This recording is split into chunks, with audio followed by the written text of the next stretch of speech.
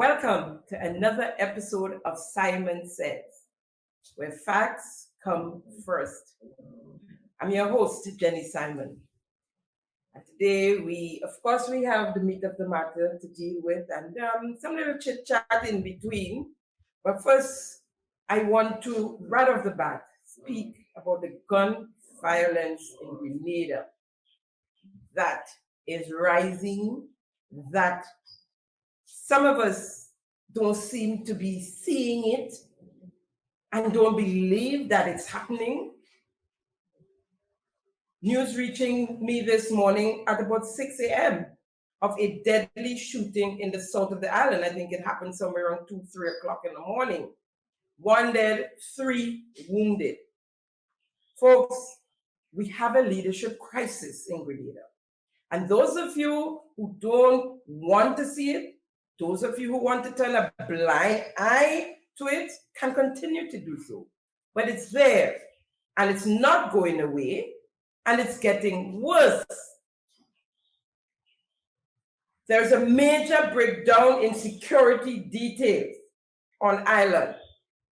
But instead of our leaders tend to it, they go on in parliament, bullying their way through, showing total arrogance, high level of arrogance, spitting words, and no action to follow. The police force, the RGPF, seem to be afraid to come out when this gun war, the gang war starts. There was one on the Carnage, on the basketball court, while a basketball match was taking place. And we say sports supposed to bring the youth together. We want more basketball courts so that the young men can go there and exercise their energy there. And this is where we have in gunfights. Someone actually got shot on the court that Wednesday, 3 weeks ago. The police was called out. They never came. I don't blame them, really. The truth is, I don't blame them. They value their lives. Some of them have their families that they take care of. They might be the only breadwinner. They have their children. You know? But they don't have the leadership that they need in that force. They probably don't have the resources. Do they have a bulletproof vest? You know? And so I really don't blame the police. Look at where the Carnage Court is, in the vicinity of 2 police stations. I don't know which one is Central, which one is CID, or which one is what. I know there's one in Green Street they call CID. I'm not sure what the one by the fire station is called. But look at the vicinity. I'm sure the police would have heard, or might have heard the gunshots. And they never showed. Somebody actually got shot. The following day, they were supposed to be a match, and one team did not show up for fear that there might have been shootings again, right?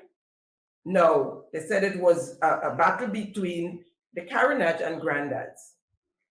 And what we're hearing is that the shooting this morning, it was a battle between the South and Granddads and the town, which probably is a continuation of what happened 3 weeks ago, right?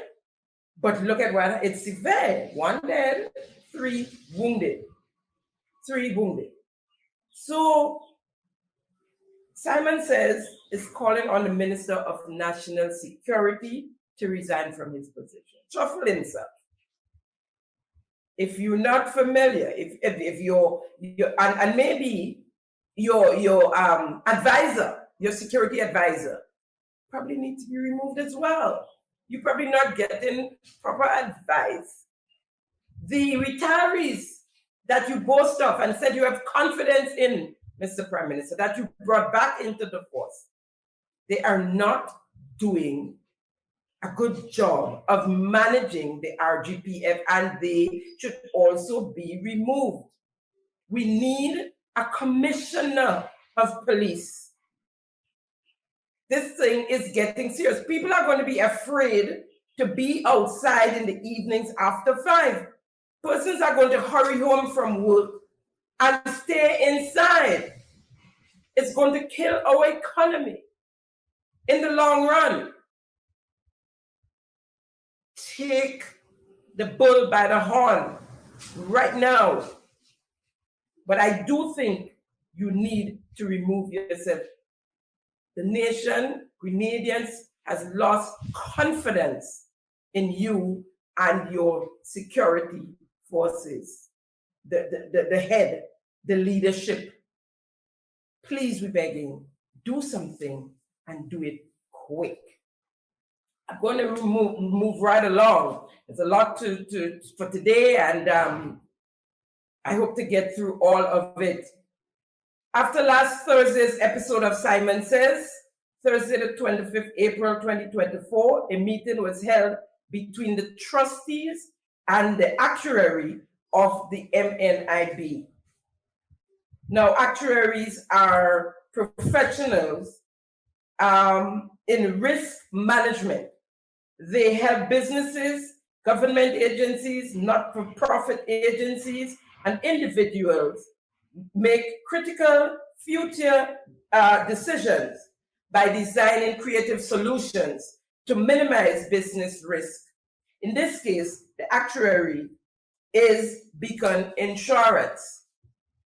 Now, the Prime Minister, Honorable Deacon Mitchell, did promise that the government of Grenada will pay the bills of the MNIB, on which was the monies owing, one of which, was monies owing to Sagico towards the pension for the workers. Indeed, he kept that promise, and the monies were paid to Sagico. However, apparently the documents given to the government of Grenada, the figures in there, apparently there was monies missing for the interest rate for a certain period in time, and that was picked up by the actuary, and apparently that was the holdup. So the document had to be sent back to Sagico, and there was the holdup. So apparently, according to my source, Friday's meeting on the 26th of April 2024, it was concluded that Sagico will go ahead and prepare the pension payments for the MNIB workers as is. And that's all word of mouth so far. There's nothing on contract, there's nothing on paper, I was told. But as it was suggested, that they go ahead and pay the workers, and that the balance, Drew, the MNIB will pay it to the workers, which they were the ones who were supposed to pay it in the first place.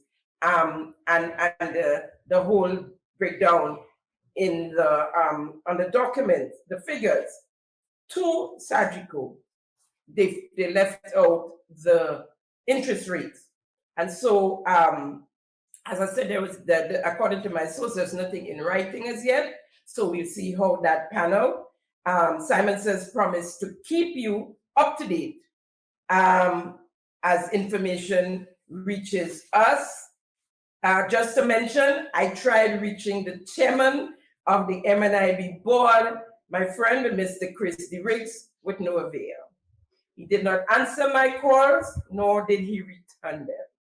Just saying to you, my dear friend, no holds barred at Simon Says. I'm sorry. Just, but no love lost as well. Friends?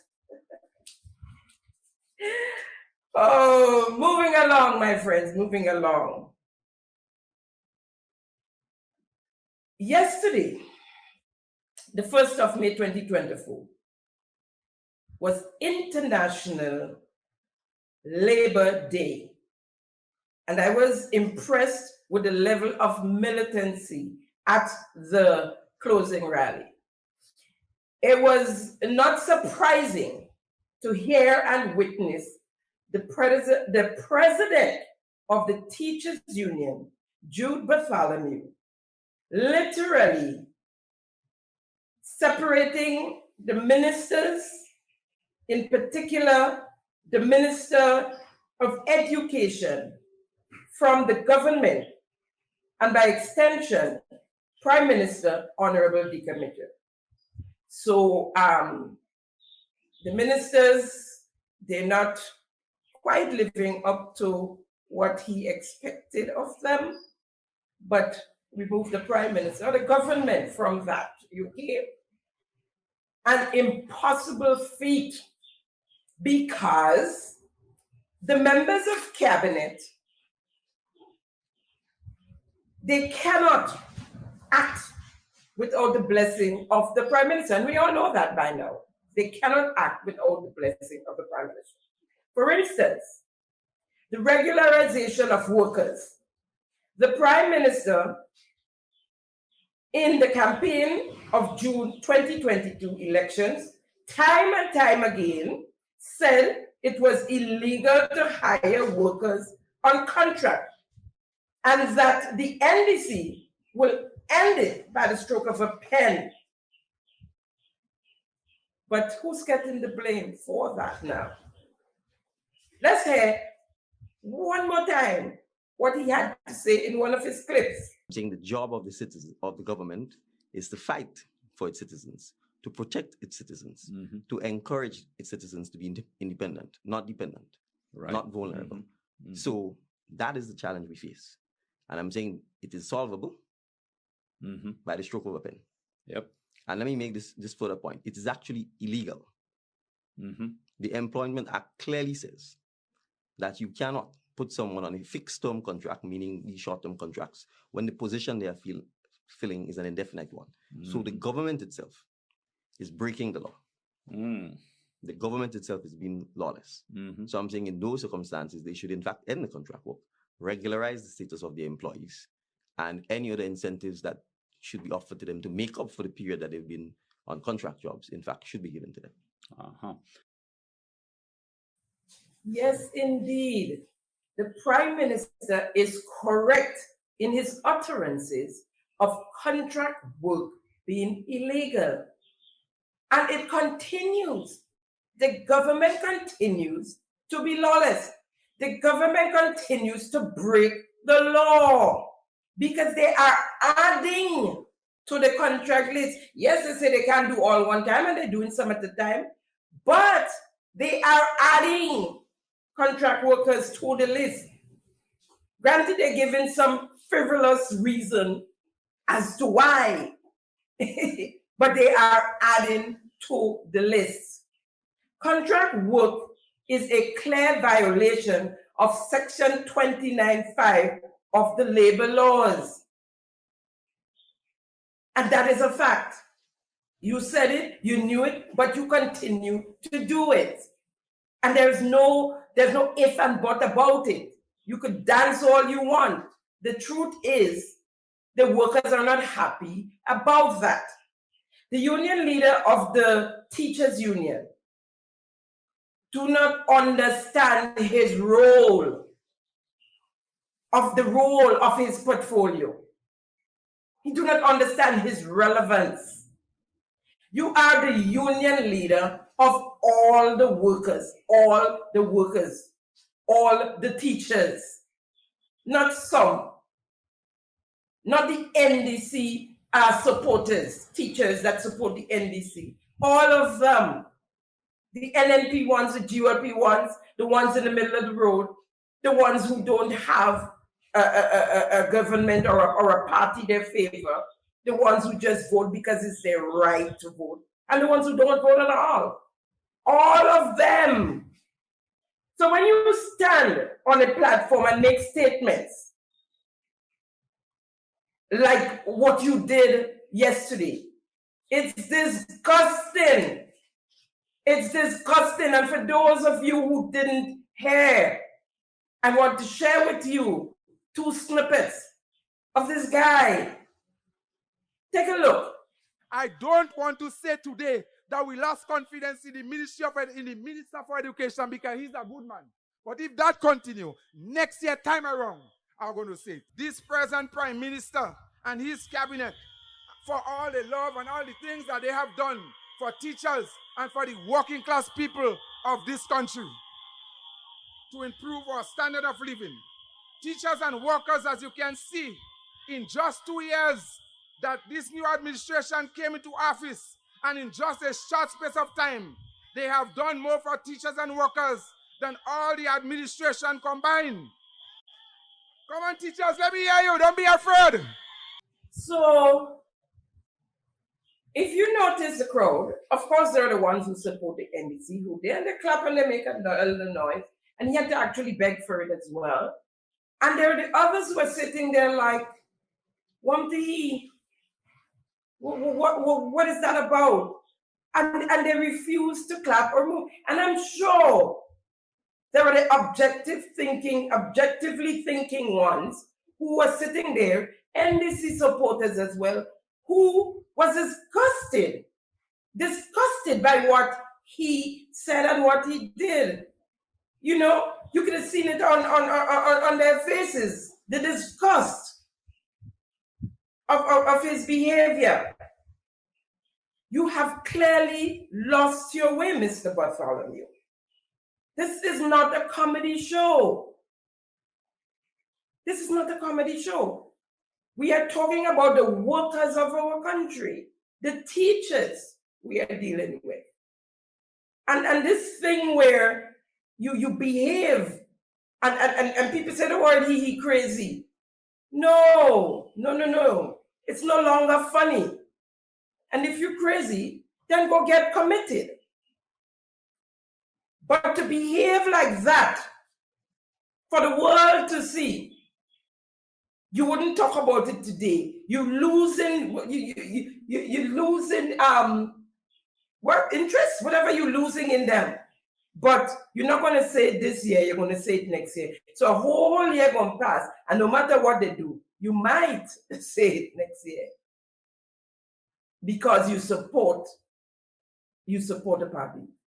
And is it true that what the pension payment and the duck salary is more than what all administrations put together has ever done for the teachers? Is that true? Can any one teacher stand up and say that is true? I'm sorry, I don't believe that is true. That could never be true. And so it's sad. It's sad when you have so many things you can speak about, and it comes down to this. As one of the biggest unions on island, the leader of one of the biggest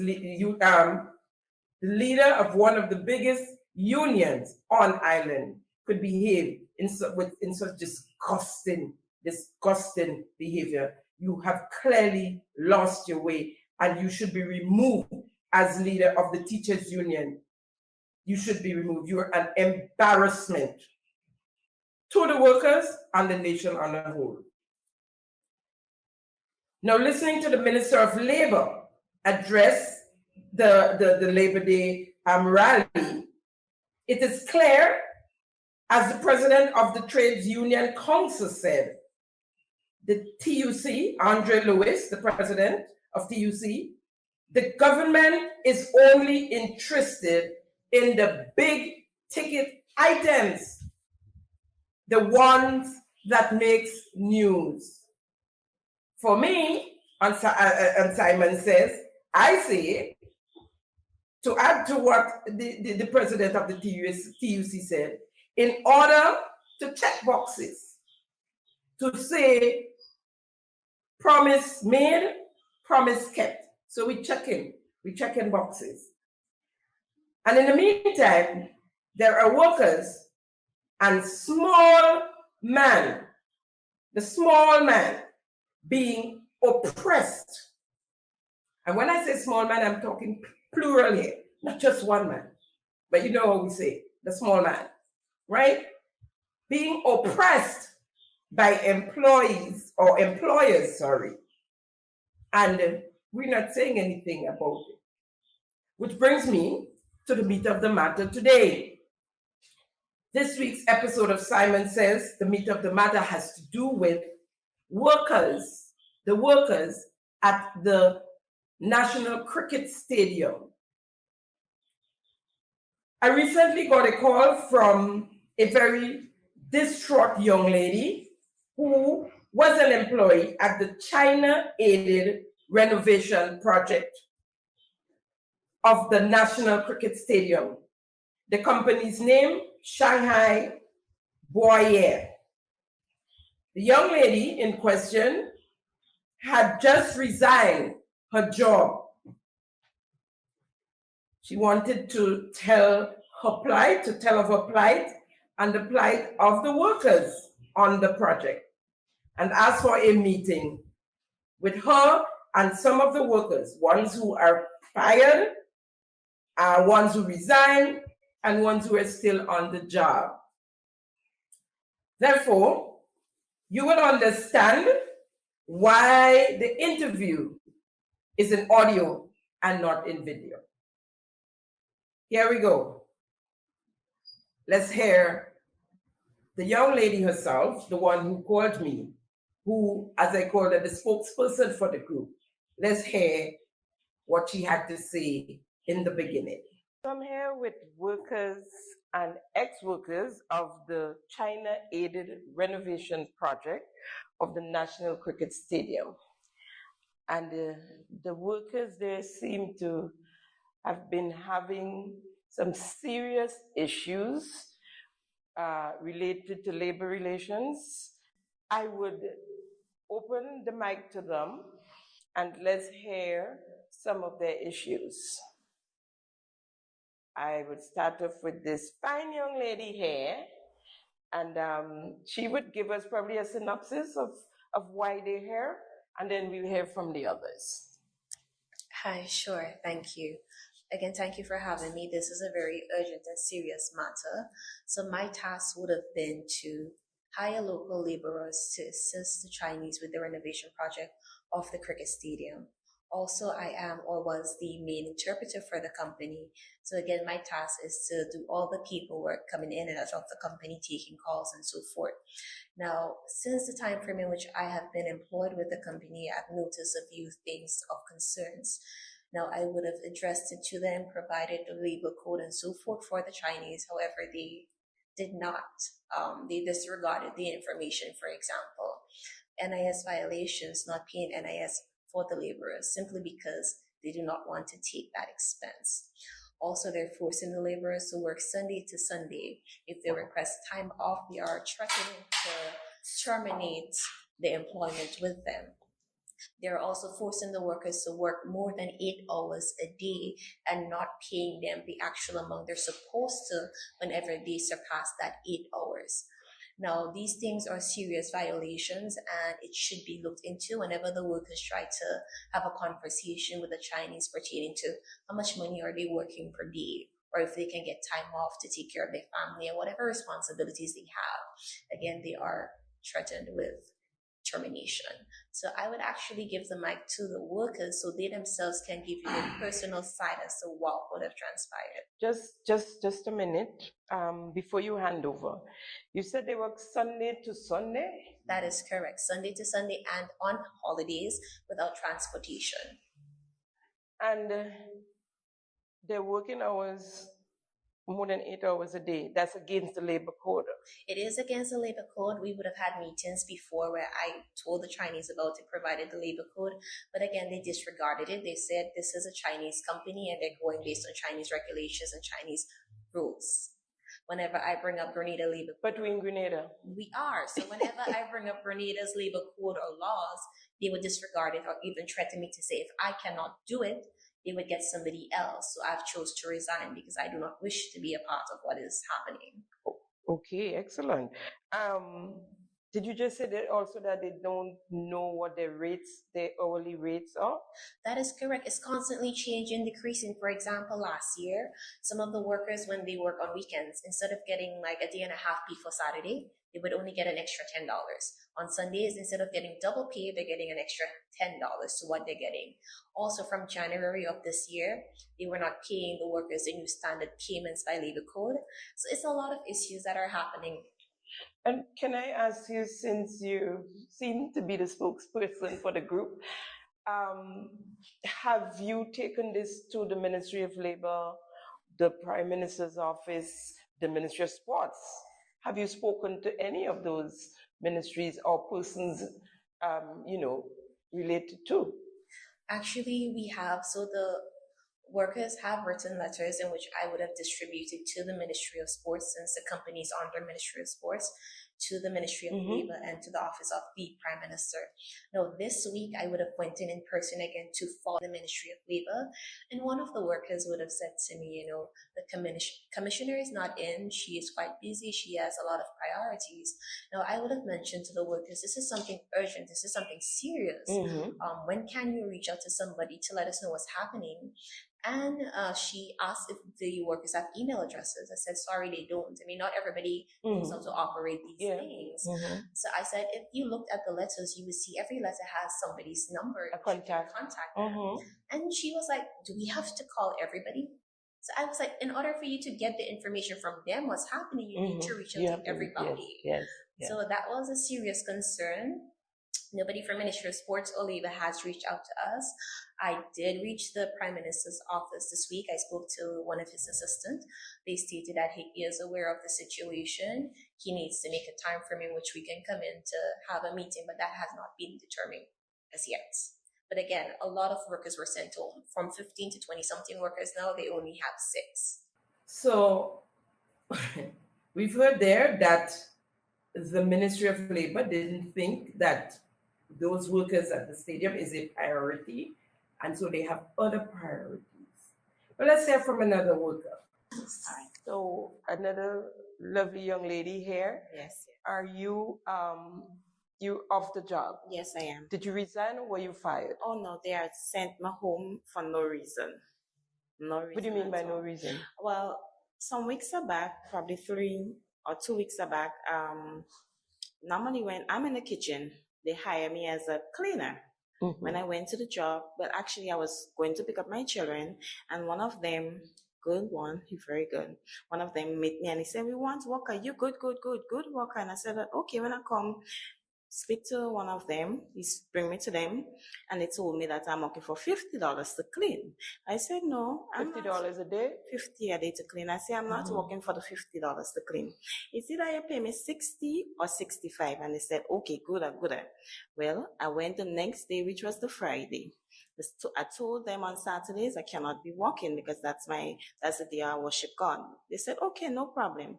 But I did not work that Saturday. Then some weeks back, they told me that they want me to work on Saturdays, and I was like, that's my Sabbath. Only how I could come in is if I come in the evening time. And it was like, no problem, and I did come. And then after that, I came, and normally they want me to stay inside to, like, when lunchtime and stuff, they want me to stay inside and don't go outside. I can't go outside at all. If I go outside, it's like, they fine, I shouldn't be outside. I don't know why, anyways. Same thing, stuff, I go over by the other workers and stuff, and I come back. I just find the other workers talking about the finance, how much you're getting paid. And I went and do my calculation and stuff, and I find it shot me. So I don't find it was wrong for me to go and find out how much I was paying, you understand? But they said they did raise my pay, which was $60. I don't know how they raised it. When I see that was the amount I was working for. And I asked them, what is my duty? What I supposed to be doing? What is my task? And then they said, a cleaner. I said, okay, fine. The next day come. One of them wanted me, the chef wanted me to be a helper as well.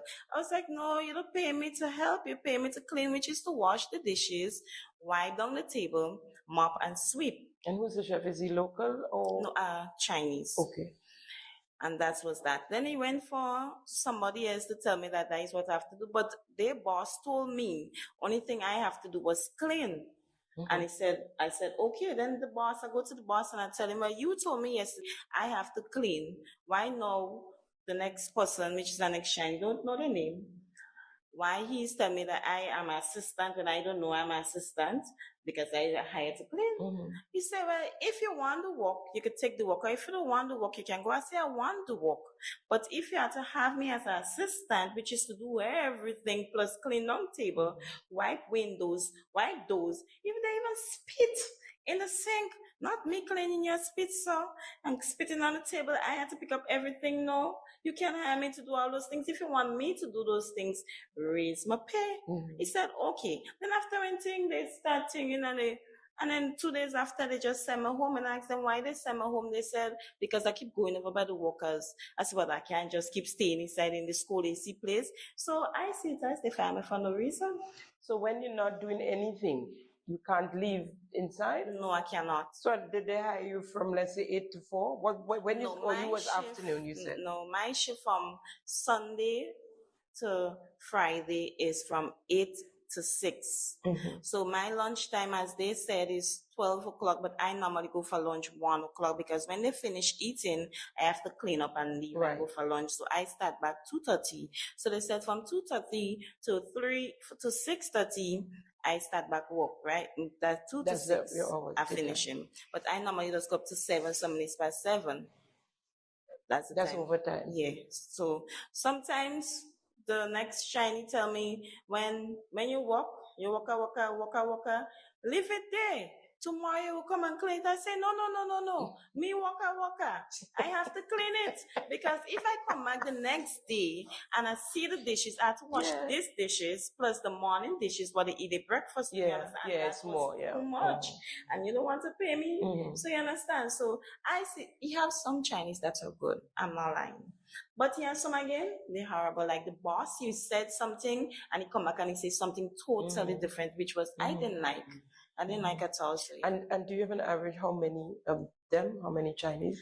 Oh no! When my like in the kitchen where I am, just the chef and me alone used to be there. He never sexually harassed me or anything. When I came in, he told me don't touch him, and that was something I applaud to him. You know, because some of them they want to touch you. Did you understand what I asked? I asked if you know how many. Oh no, I don't know how many Chinese are there. Okay. I don't know. Huh? That you have to clean after? Oh no, I have to clean up after 15. 9 plus 3. Okay, 15. Okay. Okay, so that was one of the workers there who got fired. Let's take the next clip. Them like me determine walk slow and they go call me and I still waiting. What do I mean by walk slow? And they're working, they're doing the stadium and money was they never tell me that. They tell me walk slow and they go call me. How long did you work before they told you that? Well, I worked last year, since last year. Last August, that's when it started. You started last August. Okay. They send me home and when did they send you home? They send me home, what was the PD? The 16th. The 16th of? This week. Okay, 16th of April. They send me the day after home. Oh, so you get paid fortnightly? Yeah. Okay. They send me the day after, so I make 2 days with them. Now 2 days inside for me. They say the third, within the third, something, so. And you was working 7 days a week? Yeah. Sunday to Sunday? And over 8 hours as well? Yes, that's true. And you didn't get the pay that you were supposed to get according to the labor code? No. So do you know how much a day you was getting? Well, I didn't know how much a day until they bring up the money. They bring out the money to how much? $83, 77. 83.77? Yeah. Or $77 we working for. A day? And, yeah, a day. And they bring it up to 83. 465. For 9.5 hours, and if you include the lunchtime, 10.5 hours. You have to include lunchtime. It's part of the. They don't pay for lunchtime. So 10.5 hours a day, they get first 65, then 77, then 83. 65, 75, 77.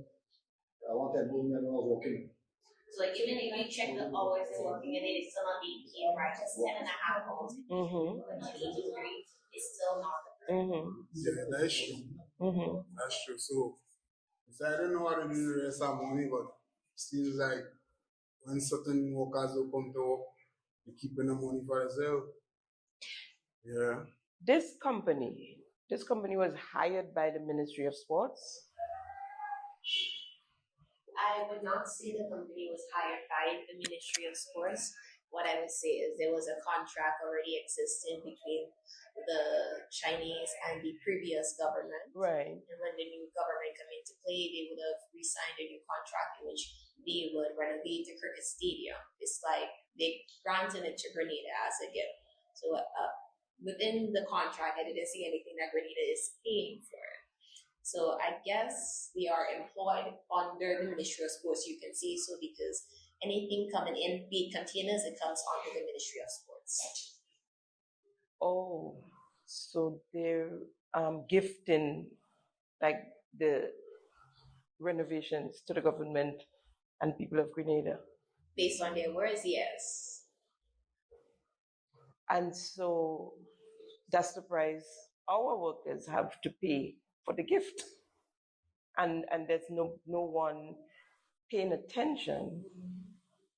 That is true. And it's not just that. They're hiring the workers as, let's say, look like laborers, normal laborers. But they have them doing painting, electrical, construction and stuff like mixing the mortar, so forth, doing the plastering. And they're not paying them for that. And when they ask about it, again, they're threatening to send them home. So, quite interesting what we just heard there. One, they hire the workers as laborers, but they are using them as electrician, mason, plumbers.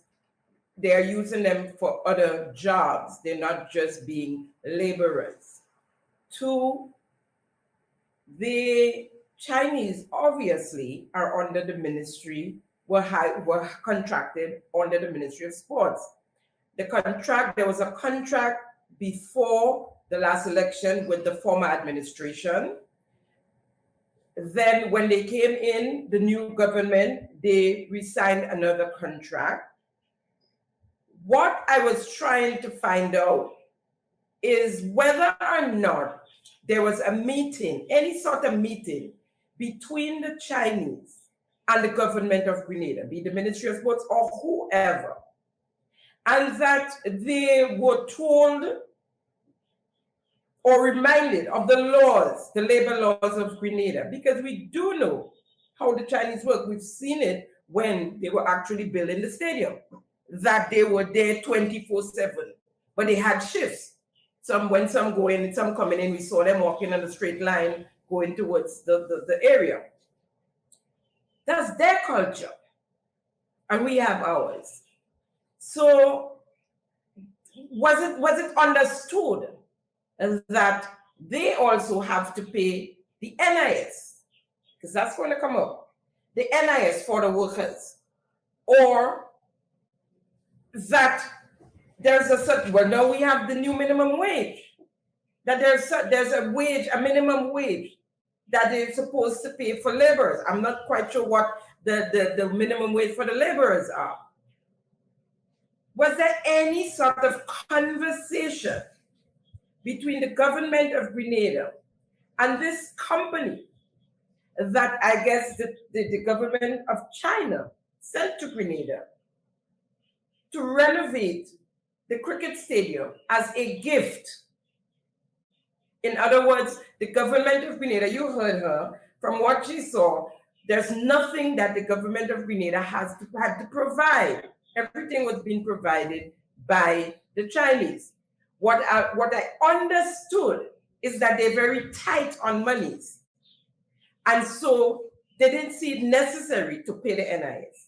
They haven't seen it necessary now that they started off with all these workers. They have sent home some of them. Of course, some had resigned because it's less on their pocket.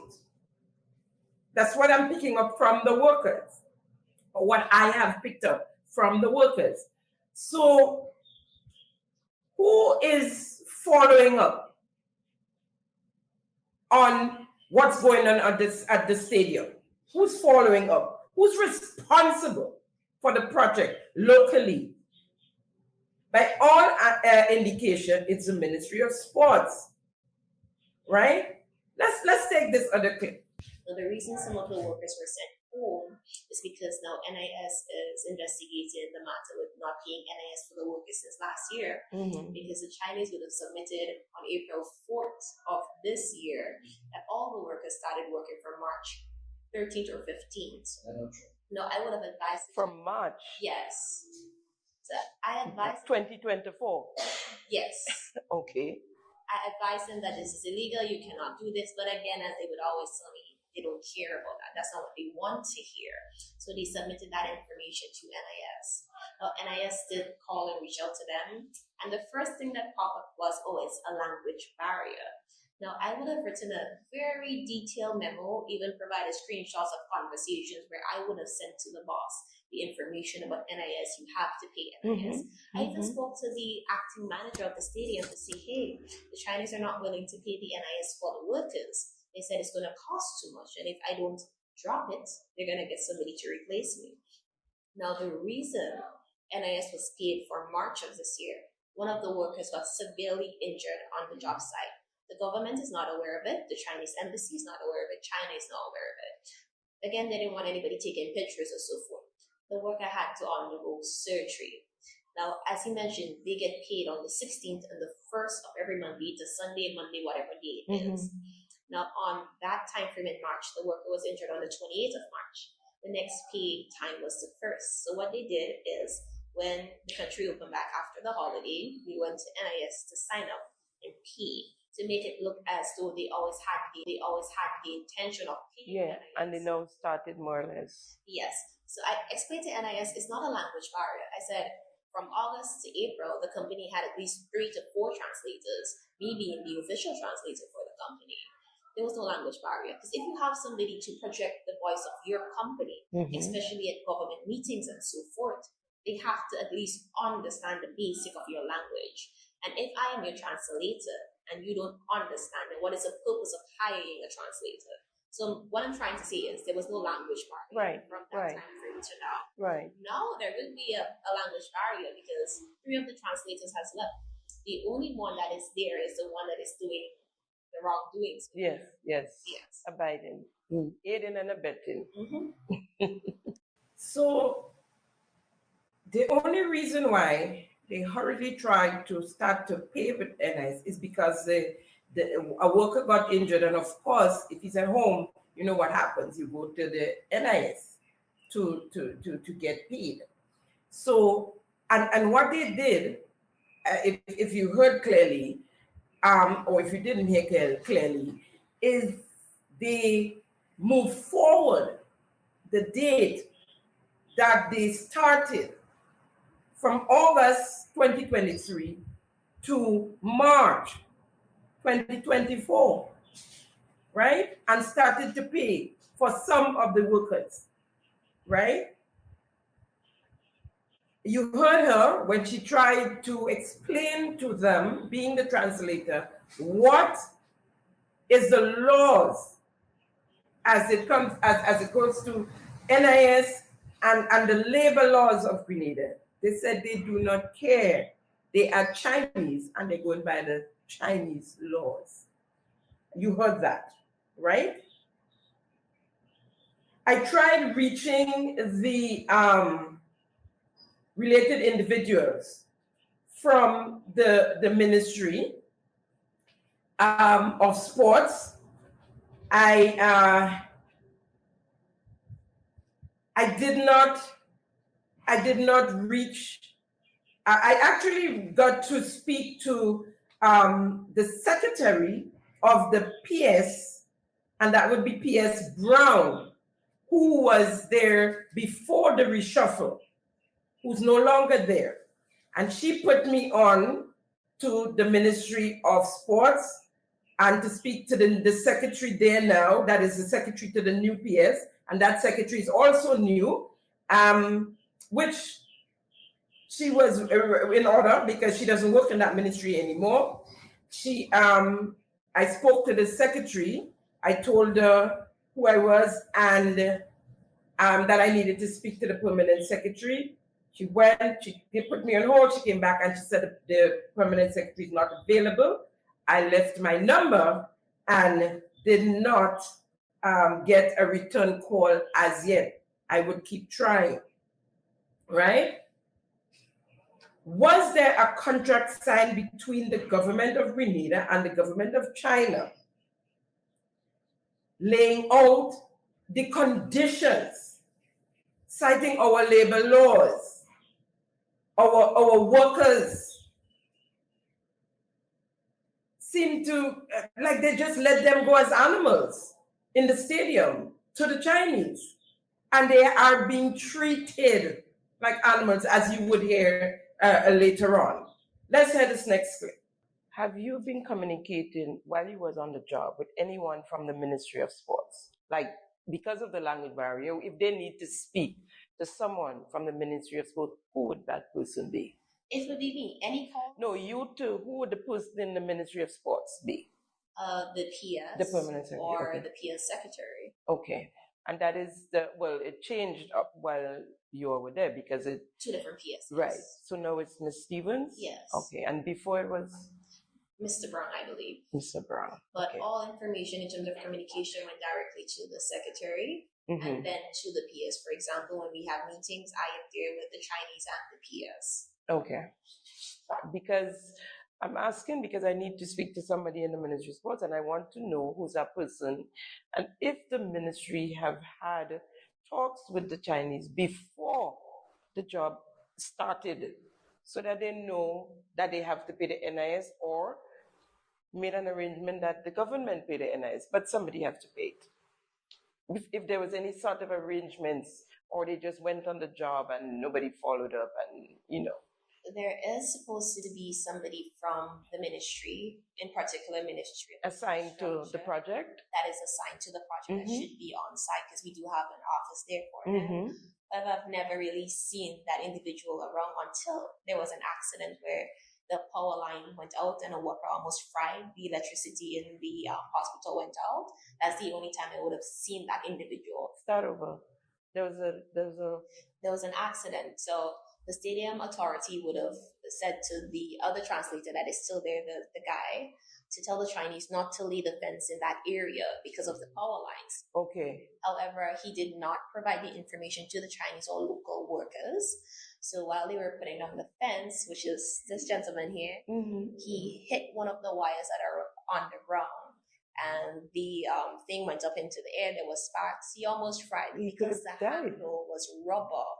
He was safe. He escaped, yeah. Yes, the electricity went out in the stadium and within the city. And again, in the hospital, that translator was supposed to be there to sort out the situation. But again, his Chinese levels is not that high. He only pays attention to his phone, so he disappeared. I had to call him and ensure everything was fixed. And it was fixed until after 6 that evening, to ensure everything went smoothly in order for us to continue our job. So any accidents, I'm the one to take care of it. So you've heard it. There was someone assigned from the Ministry of Sports to the project. That person was supposed to be with them at the stadium daily. They have never seen that. They had never seen that individual up until there was a serious accident when one of the young men who was at the meeting with me almost died, right? And that's when that individual showed up. They never saw him or her again. I'm not even sure what sex that person was. I think it was a guy. Never showed up again. And that was it. So if the ministry had assigned someone to the project, I'm assuming that person is supposed to bring reports back to the ministry as to how the project is going and what's happening there. That has never happened, and they've been there since August 2023. That has never happened because that individual never showed up, right?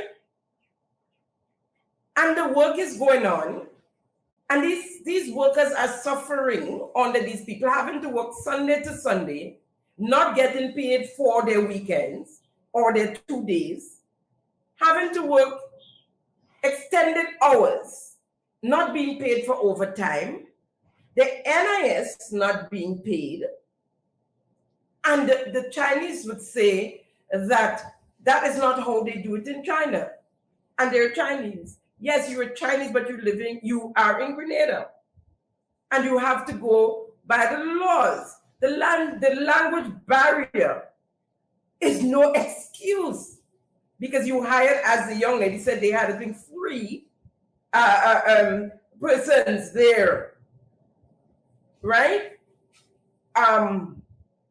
So the language barrier, that it's not an issue. Why are they allowed to treat our workers like that?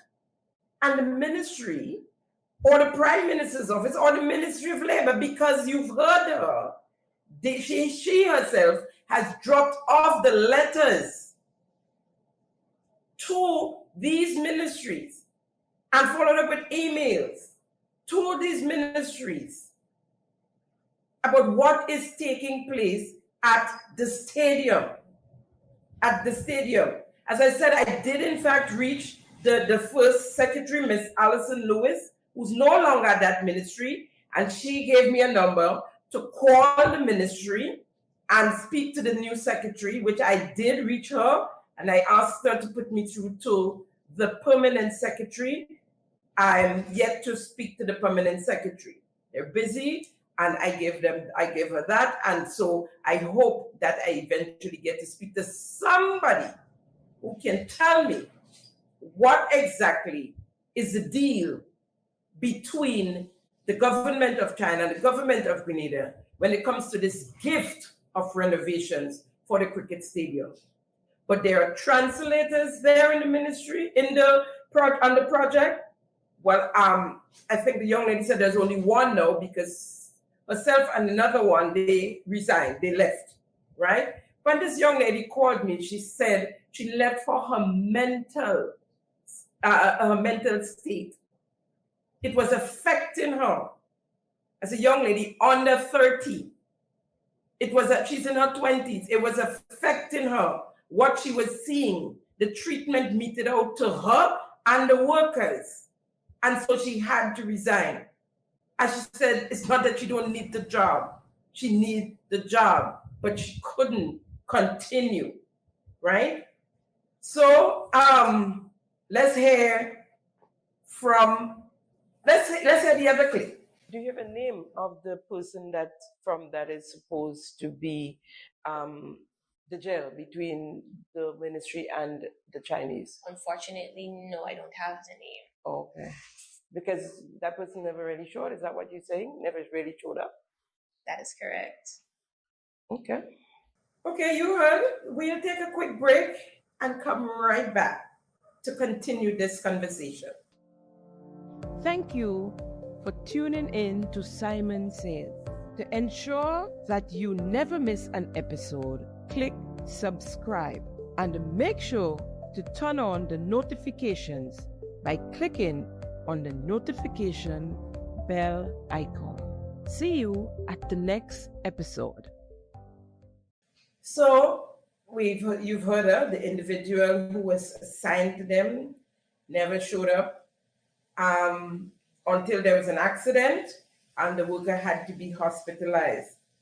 The next clip is the young lady, the spokesperson, speaking on behalf of the group, giving her job description and her direct plight. I didn't hear about you have salary issues as well? Yes. So did you work the same, Sunday to Sunday, 8+ hours a day? So mine was a bit different. What I would have agreed with them when I met them last year was I would work 5 days a week, 8 hours a day, for $2,500 a month after you remove the NIS payments. So they changed the time frame for work so many times. So sometimes I work from 7 to 5:30. Sometimes I finish after 6, sometimes after 7.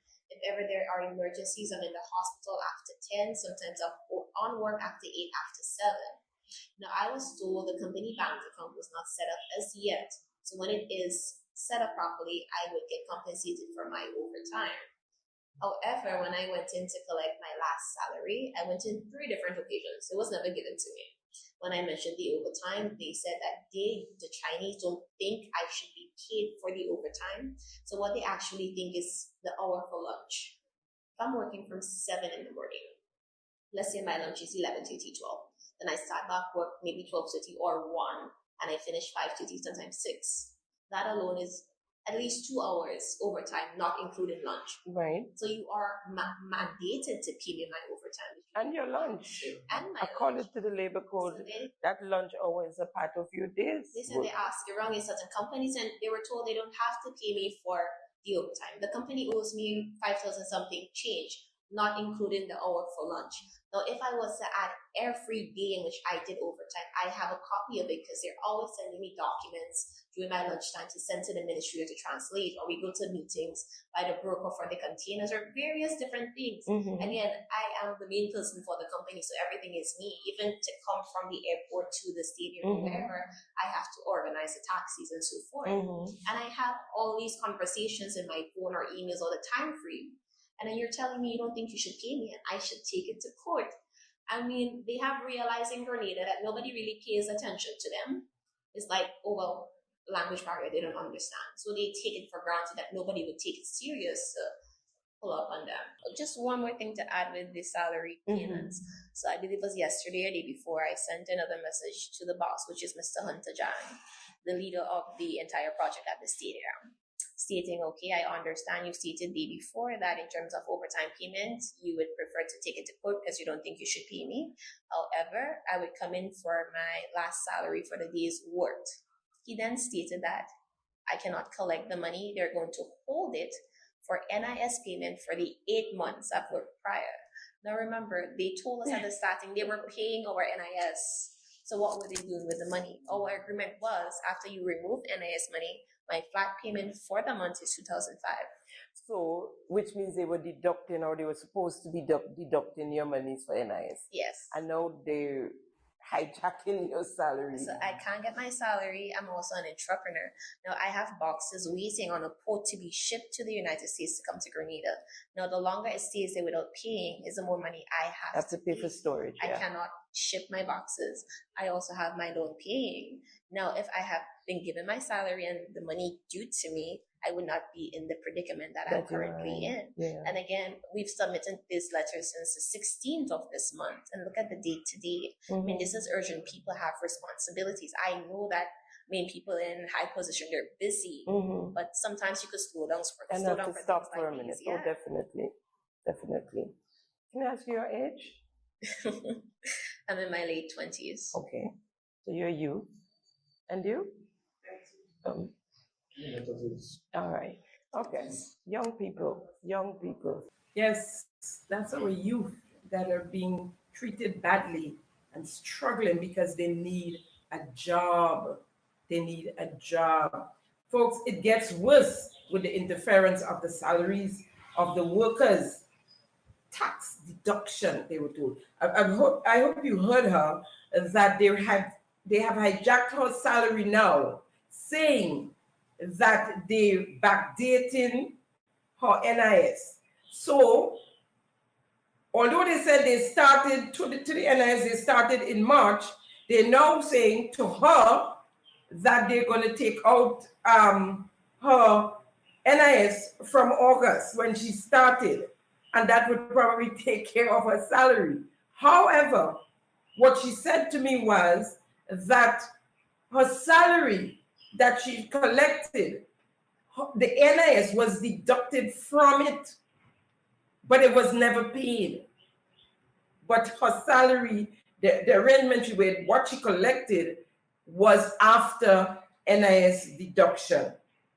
Let's hear this clip. Sorry, one more thing to add. So the worker mentioned that they were told by the translator that's currently there, the guy, that they would start removing money from their salary as a payment towards tax, $400, because of the amount they're making. Now, based on my knowledge, for example, if you're making more than 25,000 EC a year, then you would have to deduct money for tax.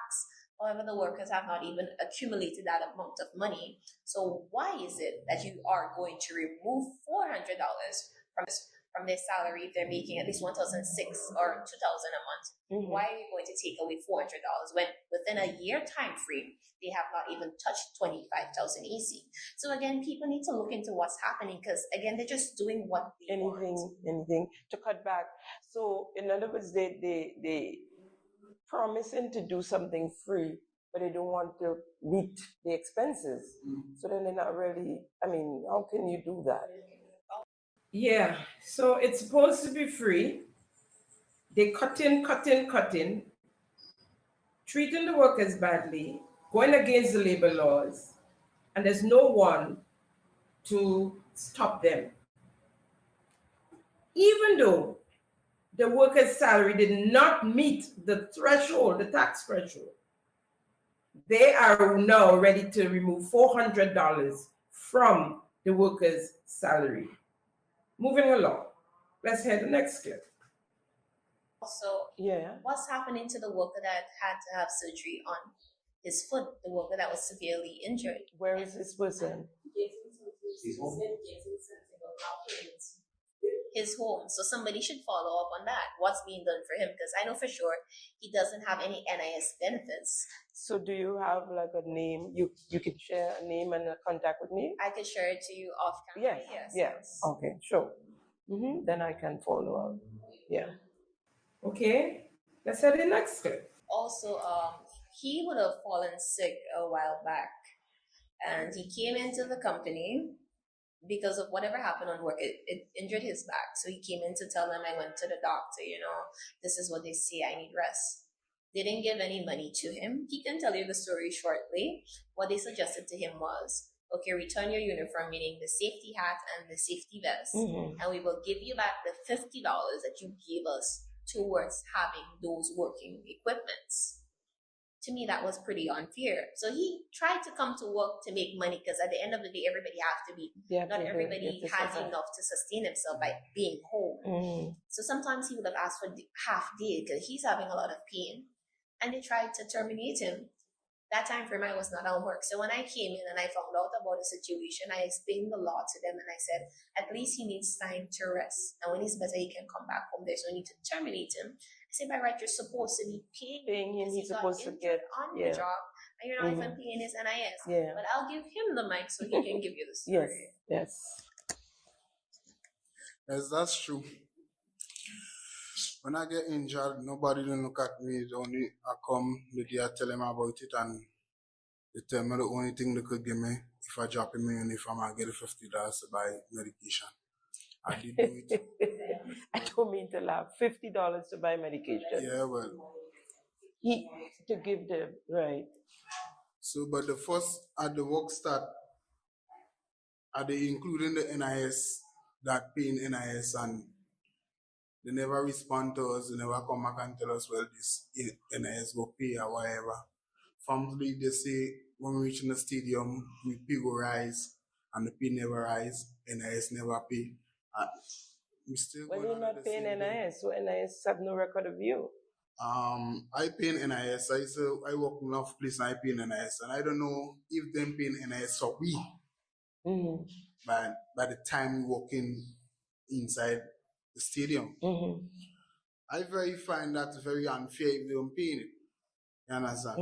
And if they want, but from what I pick up from the conversation, they're not paying. Exactly. They're not paying your NIS, but it's being deducted. Exactly. It's being deducted. Yeah. So I want to know what's going on. And I did home. I need work. Yeah. I find the work slow down in the stadium. What process the work slow down with? If it's money process or because the labor is still there to be done. Exactly. So when I told him they have no record of him, I meant for that project, right? Because he worked before and as he said, he paid NIS, but he's not paying now and he's working. So if you get injured on a job and you claim you went to NIS to claim, then they see, well, you have not been paying NIS.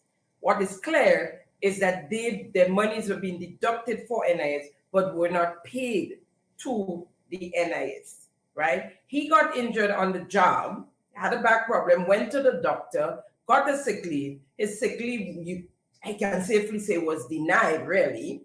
They told him if he wanted to, if he wants to go home, he can return the hard hat and the vest, the safety vest, for the $50 they paid. So what I understood, they paid $50 and they received the hat and the vest, the hard hat and the vest. So now they're telling him he can return those. They'll give him back his $50 and he can use that to purchase medication.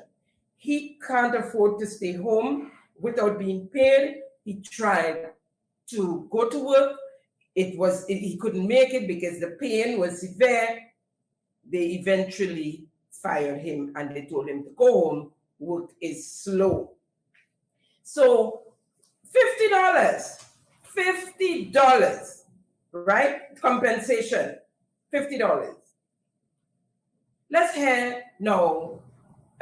Coming up to the end, there was like a general conversation. So I'll play some of the clips for you to hear. They're not supposed to be dumped on you guys without the Ministry of Sports, which is the related ministry, paying attention. We have laws. We have labor laws. Exactly. And just as any other entrepreneur, any other business owner have to follow the labor laws, so they should. Because as you say, like you get injured now, and the young man who is lying at home, what happens there? The little cackadas, you say, from NIS just go a little way. It's better than nothing. And then anyway, when you're on sick leave, NIS have to give, and the employer as well have to, and give you a salary. Actually, in terms of that, the employer, they're not doing it. For example, last year, I was on sick leave for a few days. The sick leave was submitted by my doctor to NIS. And NIS never even followed up to see, why is this company not paying this, or why are they not registered? And as this year, April, one of the NIS agents would have reached out to me to submit that sick leave online in their online application. And I would have asked, why didn't you follow up with the company? Because as I said, I'm an entrepreneur. They call me to find out why you're not paying, or why don't you call the company to find out the sick leave has been here since last year, why you're not paying it. Also, the company came in April, stated I've started to work March 15th to 13th. If you had that sick leave from since last year and compared it to the same company, then that should have told you that the information given to you is false. So what are you also doing? Right. So it's getting stickier. It's getting stickier. We had in the group, in the meeting, as I said before, there are ones who are still on the job. They came as support. They spoke off camera, off mic, sorry. And they're suffering the same fate, but they're still there. Because as I said, people need a job. And as I had to tell one of them when he was complaining about the money, I said, they're saying it's about the money. I said, no, it's a job. You are working. You're not showing up and they're giving you free money. You are working. Their presence were appreciated by the other workers, the ones who have resigned or have been fired, right? Let's hear this other clip. I find it's something like a fraud, them trying to fraud we. Because we are Grenadian looking for money here, but they still want to slave us and still underpay us. You're not looking for money, you're looking for a job. Yeah, well, we working. You're looking for a job and you're supposed to be paid for your job. Exactly. Yeah. But we're not getting paid for our job. Yeah. You understand? They're robbing us big time. Like them taking the money and go back to what see it as saying for the family hour. Well, what I don't understand is why the Ministry of Sports not following up. And that is the thing that I look upon. Yeah. But they don't look up on it. You understand? as a worker. And they're aware. If you're not aware, it's one thing. Yeah. You can't act on what you're not aware of. Exactly. But if they're aware of it, then it's urgent, in my opinion, it's urgent enough to deal with. 7 days a week, you work in no rest, And where is the Minister of Sports?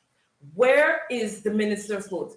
You're not checking in and, you're passing through on your way to your constituency, as you normally say, right? You're the representative, you Northwest, you're going over to Northwest, right? You're not even passing into the stadium to see how the project is coming. It's the project under the Ministry of Sports, your ministry, your online ministry. Where is the Minister of Sports? Buying $300,000 car and getting loans for 2 mortgages at once. Hope we can come to that before the end of the show today, right? So the Chinese are in Grenada and they're not adhering to local laws, right? That our local businesses, business owners, companies has to adhere to. And they're being threatened by NIS. Well, NIS normally take people to court for not paying the NIS for their workers, whether they deduct it or not. If you didn't deduct it, it's your fault. So you have to come up with the monies, right? Let me say here that I have spoken to the gentleman who is at home nursing his injury. And I'm happy to say that he reported that he has been receiving his biweekly salaries from the company, of course, because they did not pay NIS for him. So they have to come up with it. And I guess because this thing it's been out there. He's injured, he's home laid up. He told me he has a cast on his leg that's still there. And he's also stating that he's doing much better and hoping that he can return to the job once he is all well. Let's hear the next clip. The names? Name calling? They have name calling? Oh, then I mean, they can't call me.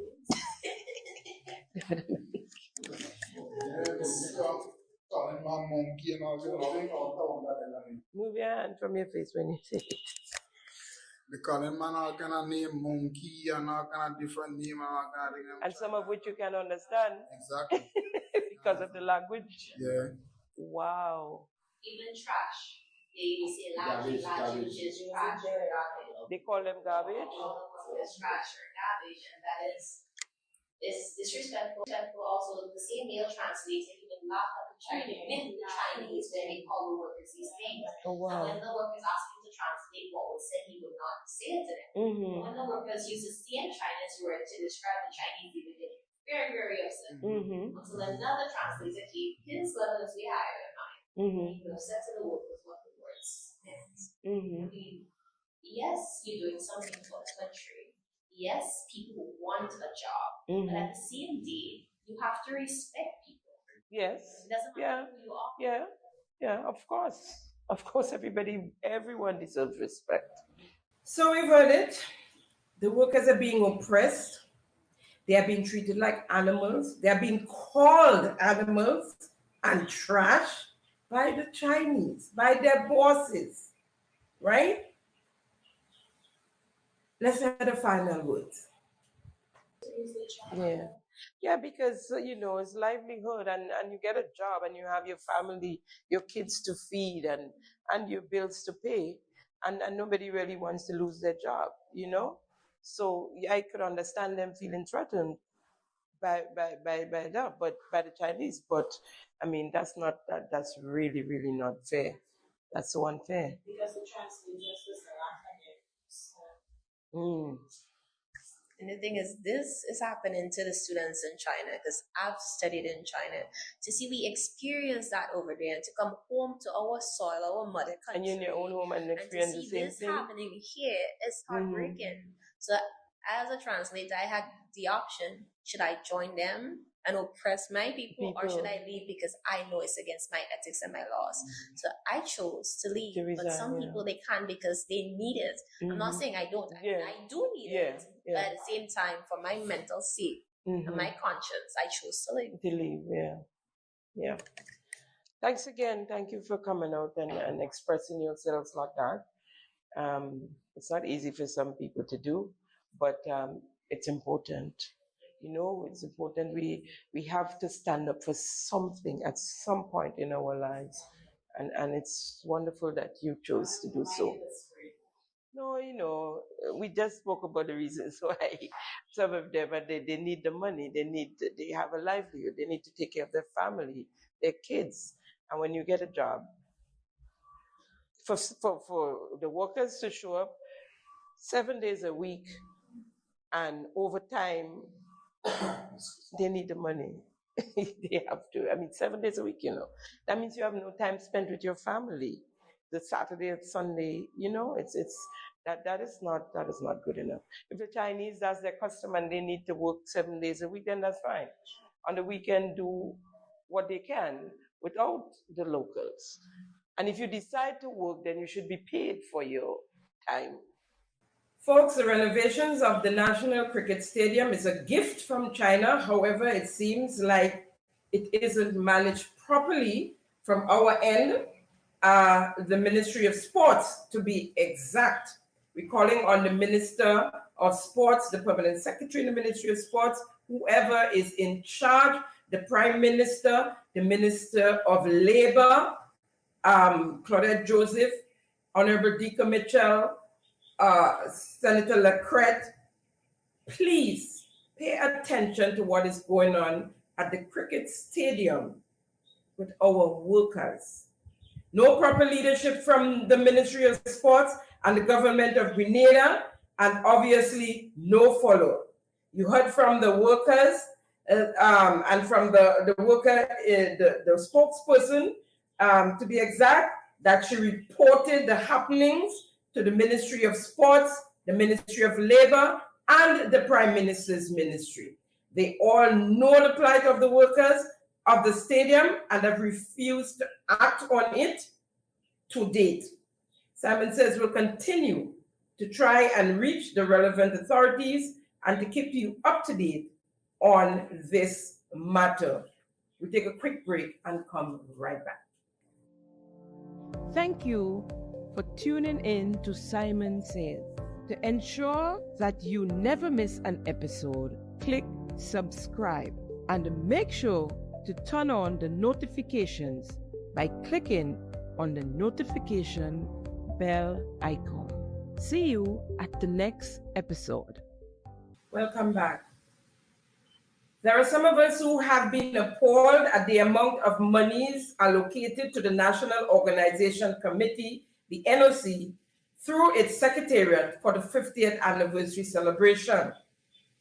We were further appalled at the answers given to the questions asked by the opposition, His Majesty opposition, and the answers given of the spending of the $22.5 million, which was given to the National Organizing, or allocated to the National Organizing Committee for the 50th anniversary celebration.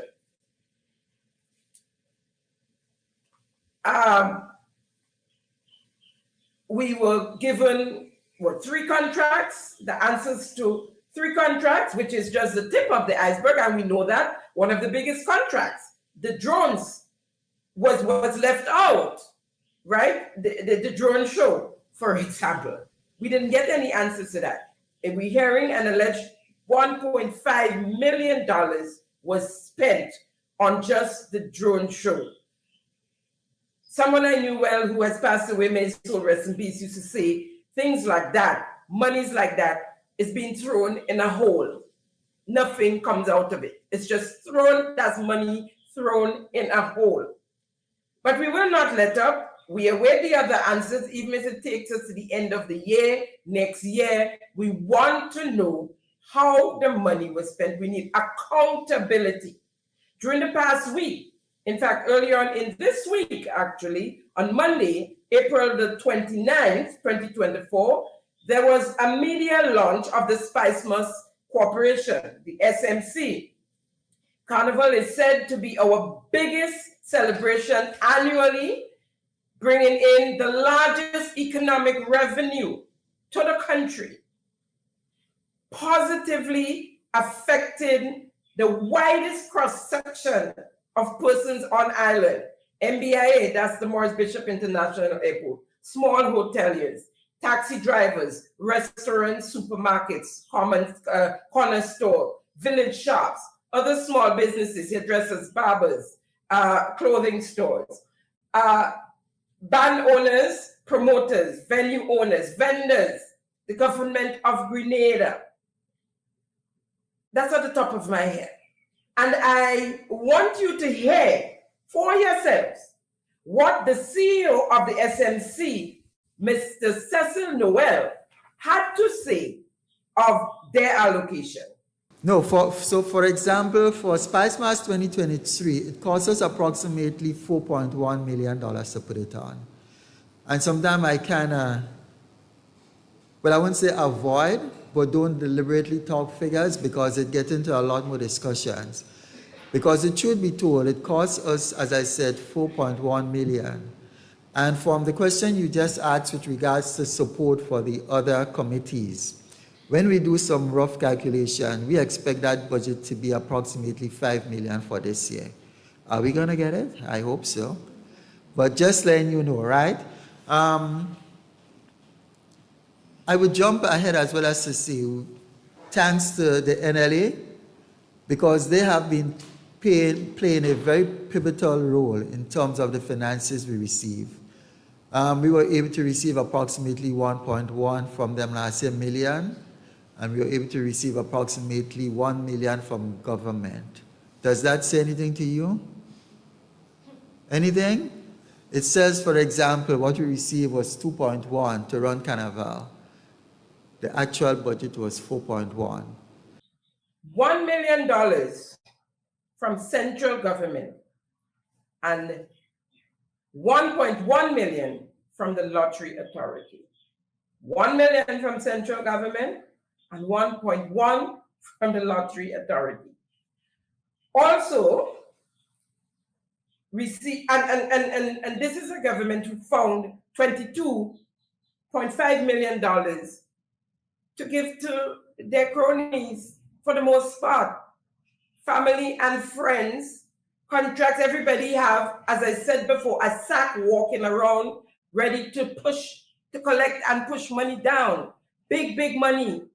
Tell me what Ms. Purcell is sitting in a secretariat on something that should be volunteered. Now, of course, you need a stipend because you have to pay buy gas to come down and stuff like that. You need a stipend. But $10,000 a month? $10,000 a month? My good friend Ricardo, $9,000 a month? There's no volunteering with this administration.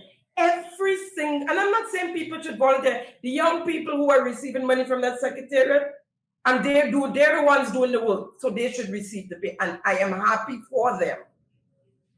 But there are those who, under normal circumstances, should be collecting a stipend. $10,000 a month for a year, for 14 months, really? Are you kidding me? Do the maths. Do the maths. But our Carnival receiving 1 million. 1 million. And if you want the Crown Lotto to put them under the government, it's a statutory body, let's say $2.1 million from the government of Grenada. Also revealed at the media launch, some of you will be pleased to know, I was pleased. Let's hear from the PRO of the SMC. Heard a host of events for this festival coming up. That's officially starting on the 4th of May and, of course, climaxing on the 13th of August, 2024. We're seeing the return of the King and Queen competition. We're seeing the return of the Mardi Gras on Carnival Sunday. We're also seeing the return of the Carnival pageant on Carnival Thursday. And, of course, all the events we know and love. Lovely. So you're going to get the King and Queen of the Band. I really did miss that. And the Mardi Gras and all that good stuff, Question: why is it we continue to launch Carnival year after year in New York and Trinidad? What new we have to offer them? Why not launch in Boston? We now have direct flights with JetBlue from Boston to Grenada. Why not do a launch in Boston, right? Washington, D.C. or Maryland. We have lots of Grenadians living. Virginia, Atlanta, Georgia. How about Toronto, right? In the Caribbean. How about neighboring St. Vincent, St. Lucia, Barbados, Antigua? Every year we launch in Trinidad and New York. Well, we know what's going on in New York these days. And so they will be saddened if it's not launched in New York, right? On another note, I was impressed with the media launch. If all works well with what I saw and heard, we should have a bumper Carnival 2024. Simon says, wish the SMC and all involved well.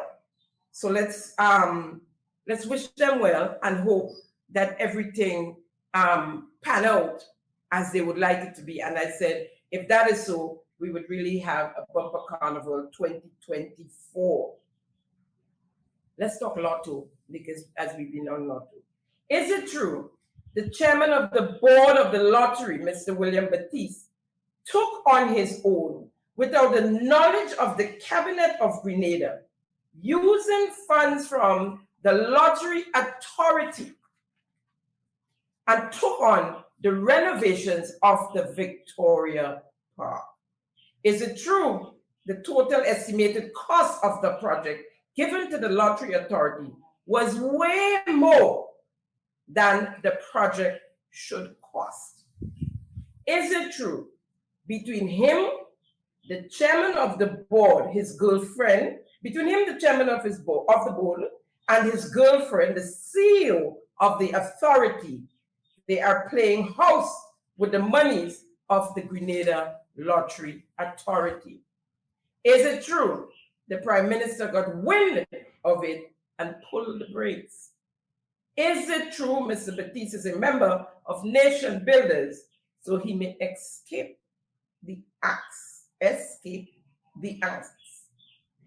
Is that the same Mr. William Batiste who was fired from the lottery board during the Tillman Thomas reign of 2008 and 2013? Then he was no longer an NDC. I guess he was upset for being fired. And that's how I guess he became a nation builder. Folks, is it true? Is it true he gave an invoice to the lottery authority only days after becoming the chairman for furniture for his office from his company? The invoice came from his company. Is it true he did the same for gravel and concrete, because he was a director on that board as well? Is it true him and his girlfriend is operating the lottery authority as if it's their personal private business to the Iceman or at the Iceman? Is that the man? The people would like to know how many persons, if any, and their names associated with the government of Grenada, who has nothing to do with sports culture or nation building, that are being paid by the lottery in an effort to hide those contracts from the people, but not paying them from the nation's purse at the Ministry of Finance, but from the Lottery Authority. After last week's programs, information reaching me brought me to ask this question. Is it true Senator Lacrette also has a new mortgage with Ariza since coming into office in June 2022? Is it true that mortgage was to purchase one of Ariza's houses in Mongelou, St. George, and has nothing to do with the $1.7 million he got from the Grenada Development Bank to build a house in the well-to-do area of Egmont? He's also the one with the $300,000 car. Is it true Minister Philip Telesford recently received a loan of $22 million from a local bank, unsecured? Is it true his focus now is on getting his private business going, his full farm back up and running, and not the Ministry of Health? Is it true them fellas and them just interested in amassing personal wealth and not at all interested in the wealth of the nation and serving the people of Grenada, Carriacou, and Petit Martinique? Question: what happened to the National Celebration Sports Awards that was on the calendar of events for the 50th anniversary celebration, carded for sometime in January, early January, that is? Money done up or what? Question: when will our secondary schools be retrofitted to accommodate the implementation of universal education, implemented since September 2022? Let's not forget, no child must be left behind. We know it was a knee-jerk reaction to tick the box. What is happening to the students who are not academically inclined and is more technically and vocationally inclined? My question: where will the carnival shows be held for 2024 carnival was answered at the SMC media launch by the CEO, Mr. Cecil Noel, the Kirani James Athletic Stadium. Question: is it true public officers are still being maligned and victimized by the Public Service Commission because they are perceived NNP supporters? Is it true that the Public Service Commission are offering packages to workers who are perceived NNPites to go home way before their retirement age? And what if they are NNPites? The Constitution gives them the right to choose. And they're in bed with Delma. The victimization has no boundaries. Permanent secretaries, former PS Kevin Handel was sent on long leave as soon as they came into office. On his return, he was pushed around until he left. He is now the general manager of Nexa Credit Union. I guess the song "You Can't Keep a Good Man Down" is relevant here. NNP made him a PS. He was perceived then an NDC supporter. Where is Mr. PS Norman Gilbert and Alva Brown are suffering the same fate? The public officer who was promoted to acting SAO, that is Senior Administrative Officer, since 2017, worked in several ministries, sent to Her Majesty's prison on entering office, or His Majesty's prison, entering office in 2022, then moved to climate resilience, recently received a letter to indicate she has been reverted to the position of AO, Administrative Officer. To date, she has never received a note from the Commission informing her of any wrongdoing or incompetence. Another was called in and offered leave and was hinted to having something nice waiting on her on their return. This member was hauled in front of the PSC, allegedly accused of leaking information from the ministry. She won her case against the commission, guessing they are not happy about that. So the torment continues. They are trying to get rid of workers who have years left before retirement and are hiring retirees, foreign ones at that. George Skerritt of Dominica was hired as Director of Lands and Survey, a gentleman in his late 60s, almost 70 years old, more than likely receiving pension from his native island, is being paid a salary of $6,200 monthly, with allowances for housing, $2,500, telephone, $100, in lieu of private practice, I don't know what that is $2,000, and traveling $6,000 a month, a total of $11,400 monthly. If you look on your screen, you'll see a copy of the agreement. Folks, this is a wrap on today's episode of Simon Says.